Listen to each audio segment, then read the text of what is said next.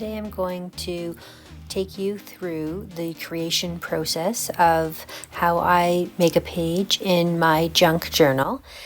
This magazine I'm using is Daphne's Diary. This is the past magazine from last fall, and I'm just flipping through the pages to see if there is anything that catches my eye, and I really am drawn to this page. All the colors and everything really appeal to me, so I start cutting out different images from this page. One of the reasons why I can feel so comfortable in cutting out images is because I actually have duplicate copies of this magazine. Now, I know in true junk journal form, you would purchase a magazine, you would read the magazine, and then you would cut up the magazine. But because I love these magazines so much, I had an initial dual subscription for the first year. That was last year. Now, in 2025, I have gone down to a single subscription. So I'm less apt to cut into my current magazines. So I will just read through those magazines and gain inspiration. But I guess we'll see if I actually bring myself to cut into those ones. I know that I can cut into these because I have an extra specifically for this purpose. Now, this is a really cute little character, and I find this true of Daphne's Diary. She creates these little animal people, and they're just fun to put into a journal page. So this is the way that I go about journaling. I don't have any kind of idea. When I sat down and pressed record, I had no idea what it was that I was going to create with you here today. I just got out a few basic supplies, and I had previously cut out this cat that was here. Didn't use it on my last layout, and I'm again not using it on this layout. I just find it's too much going on this one page. I don't even know what it is I'm going to be journaling about specifically on this layout. I just create something, and then throughout the week when I'm inspired to write something down, I will go back and actually do the written part. So I play around with the positioning of where things are going to go, and I think probably this is the layout I'm going to end up with. So I take the pages off, and now I decide to create my background. So this is like a total interesting thing that's happened. Because my table shakes when I use any of my brushes to put ink on the background, I actually thought, well, what if I just ran the ink down the page? And this has become the way that I do the layout. And I had no idea how this was going to turn out. And like that one darker pink actually is a lot more vibrant than I had pictured. And I was kind of nervous to touch it and have any of it rub off onto my other ink. So I move over to the other page and I focus on the light ones. You'll see that I am putting a piece of paper underneath my page so that I don't get any ink on the other parts of the book. And then I'm just filling in some of the blank spaces.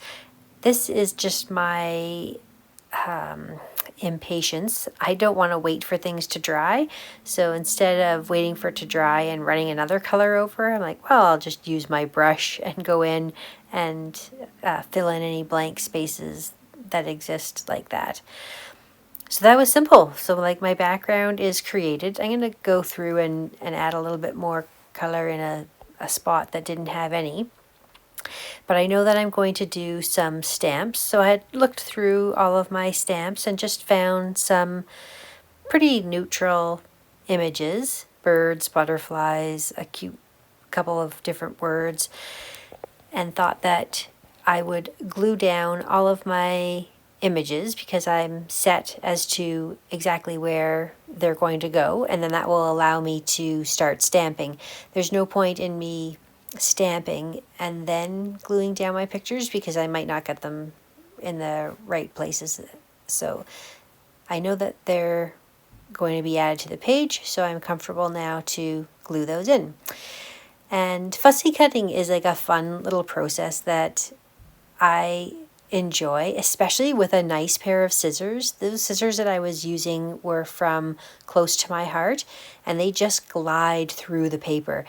I'm going to trim up the little bit of edges now, and I almost sort of defeated the purpose of the pattern. So it was previously square edges and laid flat across the top of my page, and then when I trimmed it down, I created sort of a issue for myself. It no longer had that nice square top, so I debated turning it, but I decided to just let the background show through and use it in the direction that I originally had planned.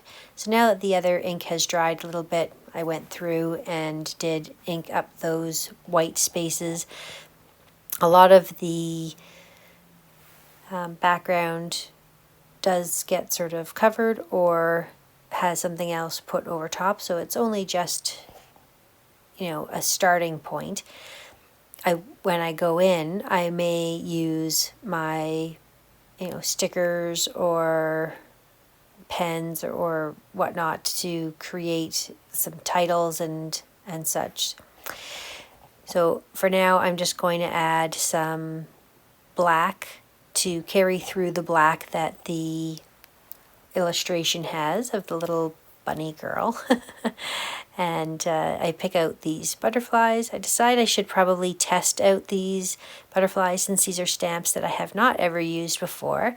And I think that they stamp okay until I actually stamp it on the page, and then I wasn't super happy with the clarity. So the next time I go to stamp this bird, I roughed up the stamp a little bit just by rubbing it against some fabric, and I did test it out a couple times first, but then I stamp it in here almost like a little birdie on her shoulder. Oh, I took out the one part. I made a mistake. I actually stamped in the top left corner hello in a wreath, and it didn't turn out right. So I covered it up with another piece of paper that I ripped out of a scrapbook corner that I had just sitting in my basket underneath my desk, and it happened to be the perfect color. So even if you do mess up and find that you don't have the perfect crisp image when you're stamping, it's an easy enough thing to fix. You can always just cover it up and go back in and stamp something else.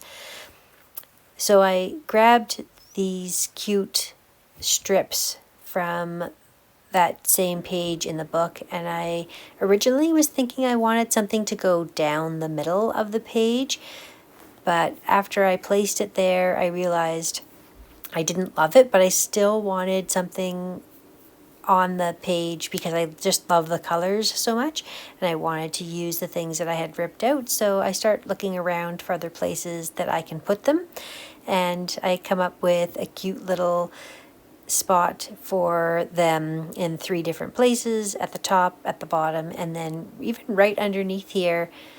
It really sort of softens that stark edge and creates a nice little bit of color there as well. I'm still trying to think, can I possibly create something down the middle, but I decide to leave it.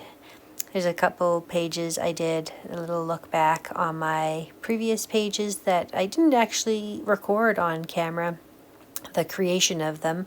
Sometimes I'm just inspired and I sit down and start creating. Sometimes layouts take more than one sitting. Sometimes I come back to them, and this time I did the layout all in one.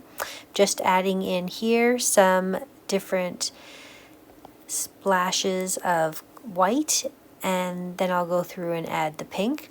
I cover up the face of the girl because I don't want any to get on her face, and the same thing with that piece of paper I have underneath the page for any splatter that might end up on my desk. The mat that I'm working on is very wipeable, so I'm not super worried about it getting in my workspace, but if I can keep it clean by just having that simple paper there, that's what I do. And then that's it. The layout is complete. So thank you so much for watching. If you're interested in seeing more of my junk journals, I'll leave some videos for you here.